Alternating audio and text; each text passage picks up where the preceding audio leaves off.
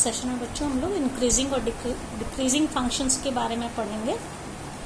और ये भी एक डिफरेंशिएशन का एप्लीकेशन है। इंक्रीजिंग जिसको कि हिंदी में कहते हैं वर्धमान, और डिक्रीजिंग को क्या कहते हैं, ह्रासमान फंक्शन। तो ये इंक्रीजिंग और डिक्रीजिंग फंक्शंस क्या होते हैं, देखिए बच्चों, let f be a real value function in domain I means integer, पूर्णांक। तो अगर कोई भी फंक्शन है जिसका डोमेन आई है तो f is set to be increasing. f एक इंक्रीजिंग फंक्शन है। अगर हमने कोई भी दो वैल्यू x1 x2 इंटीजर्स में से ली हैं, they belong to i, and if x1 is less than x2 it implies fx1 is less than fx2। अगर x1 x2 से छोटा है और हमें ये पता चल जाए fx1 भी fx2 से छोटा, इसका मतलब फंक्शन कैसा है, इंक्रीजिंग। इसका उल्टा भी ट्रू है कि अगर if x1 is greater than x2, it implies fx1 is greater than fx2, then also the function is increasing. Now a function is said to be decreasing. ह्रासमान function कब होता है in I? If x1 is less than x2, it implies fx1 is greater than fx2. मतलब अगर x1 तो x2 से छोटा है, लेकिन fx1 fx2 से बड़ा हो गया तो फंक्शन कैसा कहलाएगा, decreasing, where x1 x2 both belong to the integer. And converse of the statement is also true, that is if x1 is greater than x2 and it implies if x1 is less than fx2, then the function is also decreasing. Now the third one is the constant function, that is if whatever value we take x, where x is an integer, then fx is the constant value, fx is equals to c, where c is the constant, then function is said to be constant function. We can understand this by this graph. You can see this function. अब बच्चों इस वाले में आप देखिए, हम यहाँ पे ये x की वैल्यू को, जैसे ये फंक्शन देखिए इस तरह से जा रहा है, ये ऐसे, तो आप देखिए कि x कोऑर्डिनेट इसका कोई भी पॉइंट लें, यहाँ पे x कोऑर्डिनेट ये है, यहाँ पे x कोऑर्डिनेट ये है, तो x की वैल्यू जैसे जैसे बढ़ती जा रही है, y कोऑर्डिनेट मतलब fx भी बढ़ता जा रहा है, और x की वैल्यू को कम करते जा रहे हैं, हम इधर की ओर शिफ्ट हो रहे हैं, ओरिजिन की तरफ आ रहे हैं, x की वैल्यू को कम कर रहे हैं, तो यहाँ पे y की वैल्यू भी कम हो रही है। तो हम कह सकते हैं ये एक ग्राफ एग्जाम्पल है इंक्रीजिंग फंक्शन का। इसी तरह से आप इस वाले ग्राफ को देखिए, इसमें क्या होगा, ये x की वैल्यू को हम बढ़ा रहे हैं, यहाँ पे आप देखिए ये x की वैल्यू बढ़ती जा रही है, x कोऑर्डिनेट बढ़ता जा रहा है, लेकिन इसका y कोऑर्डिनेट, जैसे ये जो पॉइंट मान ले लिया, तो यहाँ पे ये इसकी x की वैल्यू है, ये इसकी y की वैल्यू है, ठीक है। अब अगर हम ये पॉइंट लेंगे, आप देखिए x कोऑर्डिनेट तो बढ़ रहा है, लेकिन y कोऑर्डिनेट, पहले क्या था इसका y कोऑर्डिनेट यहाँ पे था, अब y कोऑर्डिनेट यहाँ पे आ गया, तो हम x को तो बढ़ाते जा रहे हैं, लेकिन y कोऑर्डिनेट इसका धीरे धीरे कम होता जा रहा है। मतलब इसका क्या मतलब हुआ, x1 is greater than x2 but fx1 is less than fx2, so we can say this is an example for the decreasing function. Now see this function. अब यहाँ पे देखिए, हम यहाँ पे x की वैल्यू को बढ़ाते चले जाएं, इस तरह से ये वैल्यू बढ़ रही है, लेकिन y कोऑर्डिनेट हर पॉइंट पे सेम है, मतलब y कोऑर्डिनेट में कोई चेंज नहीं है, इट इज फिक्स्ड है। Suppose this value c constant, तो x को हम चाहे जितना बढ़ाएं, y कोऑर्डिनेट मतलब कि fx चेंज नहीं हो रहा है, तो ये कैसे फंक्शन का एग्जांपल है, ये है कांस्टेंट फंक्शन का एग्जांपल। अब देखिए बच्चों की एग्जांपल हमने लिया है, show that the function fx is equals to 7x minus 3 is an increasing function on R। हमें इस फंक्शन को क्या प्रूफ करना है कि फंक्शन कैसा है, इंक्रीजिंग है। तो हम इसमें क्या मान लेंगे, मान लीजिए दो नंबर्स है x1 and x2 belongs to R, दो रियल नंबर्स x1 x2 लिए, such that x1 is less than x2, ठीक है, ये हमारा अजम्पशन है। अब हम क्या कर सकते हैं, दोनों ओर 7 का मल्टीप्लाई कर सकते हैं, 7x1, therefore 7x1 is less then 7x2। अब दोनों तरफ हम 3 से उसमें 3 सब्ट्रैक्ट कर दें, 7x1 minus 3 is less then 7x2 minus 3, जो काम इधर करेंगे वही इधर करेंगे, तो ये क्या आ गया, ये फंक्शन हमारा डिफाइंड है। इसका क्या मतलब हो, ये हमारा है fx1 और ये क्या है fx2। आप देखिए ये फंक्शन की वैल्यू थी तो हमने चले हम कहाँ से, we started from x1 is less than x2 and we reached at fx1 is less than fx2। इसका मतलब क्या हो गया, f कैसा फंक्शन है, f is an increasing function. ठीक है, ये तो बच्चों इंक्रीजिंग या डिक्रीजिंग मैंने बताया कि अगर x1 is less than x2 and if x1 is also less than fx2 then the function is increasing, and if x1 is less than x2 but if x1 is greater than fx2 then the function is increasing। अब हम differentiation को यहाँ कैसे use करते हैं, किस तरह से, तो उसका देखिए कैसे यूज करेंगे इंक्रीजिंग और डिक्रीजिंग फंक्शन में। कि मान लेते हैं कि कोई फंक्शन है,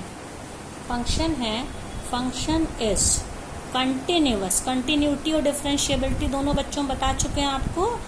मान लीजिए कोई फंक्शन है, it is continuous on an open interval a b and the function is differentiable on, sorry, this was the closed interval. A function is continuous on closed interval AB and it is differentiable on open interval AB.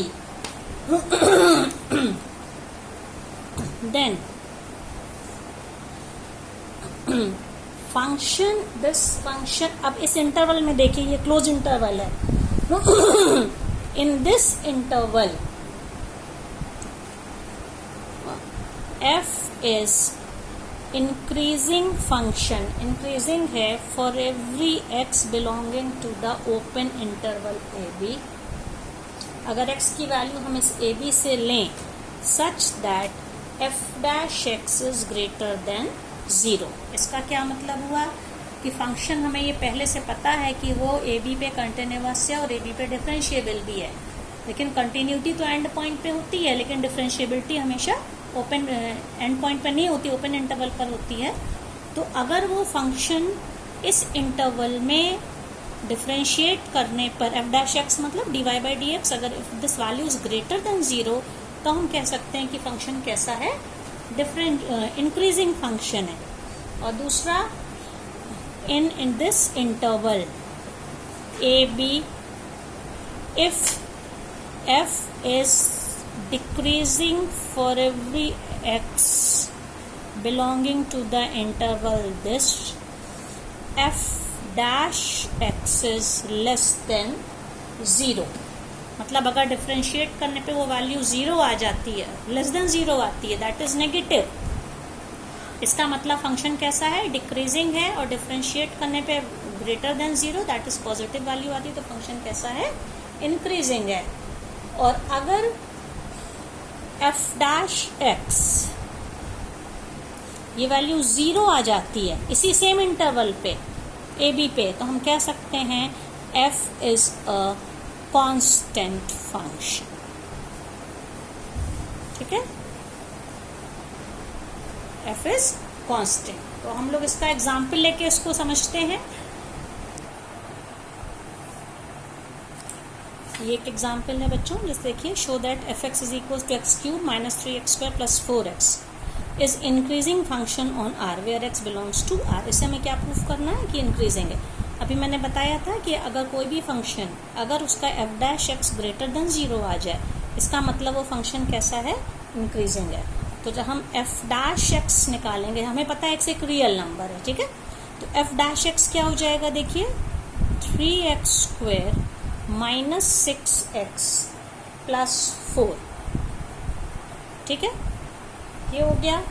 तो हमें ये, जहाँ पे x एक real number है, तो ये greater than 0 है कि नहीं, हमें कैसे पता चलेगा, इसलिए थोड़ा सा इसमें मॉडिफिकेशन या चेंज करना पड़ेगा।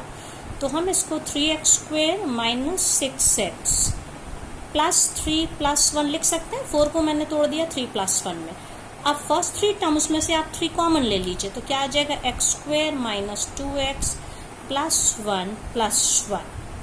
तो ब्रैकेट के अंदर का आप टर्म देखिए, ये होल स्क्वायर है, ये किसका है, ये x माइनस 1 का होल स्क्वायर। तो यहाँ पे आप देखिए, मैंने एफ डैश एक्स की ये जो वैल्यू आई थी, इसको इस फॉर्म में चेंज कर दिया। ये x माइनस 1 का ये होल स्क्वायर है। तो क्योंकि किसी भी नंबर, अगर x कोई रियल नंबर है तो उसका स्क्वायर हमेशा पॉजिटिव होगा। ये वैल्यू पॉजिटिव है, ये 3 से मल्टीप्लाई हुए इसलिए पॉजिटिव है, फिर 1 ऐड हुआ इसलिए पॉजिटिव है। तो ओवरऑल ये पूरी value f dash x positive है, that is f dash x is greater than 0, therefore we can say f is increasing function. ठीक है, कोई कभी भी उसको डिफरेंशिएट करने पे ग्रेटर देन 0 या पॉजिटिव वैल्यू आ गई तो उसका मतलब फंक्शन कैसा है, इंक्रीजिंग। अब एक दूसरा एग्जाम्पल देखिए बच्चों, एक example f x is equals to cos x. हमें यहाँ डिफरेंट इंटरवल्स में इसको दिखाना है कि कहाँ इंक्रीजिंग कहाँ डिक्रीजिंग। तो इसका पहला पार्ट है कि prove that f x is decreasing in the interval 0 पाई। 0 पाई से मतलब क्या हो गया, फर्स्ट और सेकेंड क्वाड्रेंट। तो सबसे पहले देखिए एफ एक्स यहाँ पे कॉस एक्स है, तो एफ डैश एक्स क्या हो जाएगा, माइनस साइन एक्स। ठीक है, अब हम जानते हैं कि जो साइन एक्स होता है, sign x is positive in the interval 0 पाई।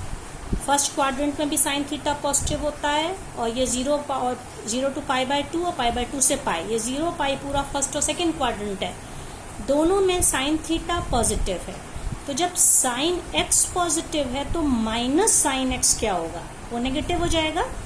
इसलिए हम कह सकते हैं f dash x is negative और less than 0। F dash x is less than 0, क्योंकि साइन एक्स पॉजिटिव है तो माइनस साइन एक्स नेगेटिव है, इसलिए F dash x negative means less than 0 है। तो हम कह सकते हैं एफ कैसा फंक्शन है, डिक्रीजिंग या ह्रासमान। ये था इसका फर्स्ट पार्ट। ठीक है, अब दूसरा पार्ट हम लोग लेंगे। दूसरे पार्ट में एफ डैश एक्स फिर से minus cos minus sine x है। यहाँ पे इंटरवल क्या है, इंटरवल आप देखिए पाई टू 2 पाई। पाई टू 2 पाई का क्या मतलब होता है, थर्ड एंड फोर्थ क्वाड्रेंट। अगर हम इस तरह से बनाएं, ये 0 to pi by 2, pi by 2 to pi, pi by 2 to 3 pi by 2, pi to 3 pi by 2, 3 pi by 2 2 pi. तो ये पाई टू 2 पाई का मतलब है पूरा ये दोनों क्वाड्रेंट। इसमें हम जानते हैं साइन थीटा नेगेटिव होता है, तो sine x is negative in the interval pi to pi. ठीक है, तो जब साइन एक्स नेगेटिव है तो माइनस ऑफ साइन एक्स क्या हो जाएगा, ये therefore minus of sine x क्या हो जाएगा, साइन एक्स नेगेटिव है तो माइनस ऑफ साइन एक्स, इसका उल्टा मतलब कि पॉजिटिव होगा इस इंटरवल में, that is pi to 2 pi. तो माइनस साइन एक्स पॉजिटिव है, इसका मतलब minus sine x greater than 0 है, और माइनस साइन एक्स है क्या यहाँ पे, एफ डैश एक्स है। You can see it means F dash x is greater than 0, therefore f is an increasing function। तो इस पाई टू 2 पाई में sine x f x is equals to cos x कैसा function है, increasing function है। अब third part इसका है C part. C part में 0 टू 2 पाई आप देख सकते हैं कि 0 टू 2 पाई एक ऐसा इंटरवल है जिसमें 0 से पाई के बीच में तो sine x F dash x मतलब कि साइन एक्स पॉजिटिव है, और पाई से 2 पाई के बीच में नेगेटिव है। तो किसी भी फंक्शन को इंक्रीजिंग या डिक्रीजिंग होने के लिए कंटिन्यूअसली उसको थ्रू आउट पूरे इंटरवल में एफ डैश एक्स को या तो पॉजिटिव होना चाहिए या नेगेटिव होना चाहिए। यहाँ पे 0 टू 2 पाई में आधे पोर्शन में तो एफ डैश एक्स यहाँ पे नेगेटिव है और आधे पोर्शन में एफ डैश एक्स पॉजिटिव है। तो इसलिए हम कह सकते हैं कि 0 टू इस इंटरवल में 0 टू 2 पाई में f is neither increasing nor decreasing, neither increasing nor decreasing.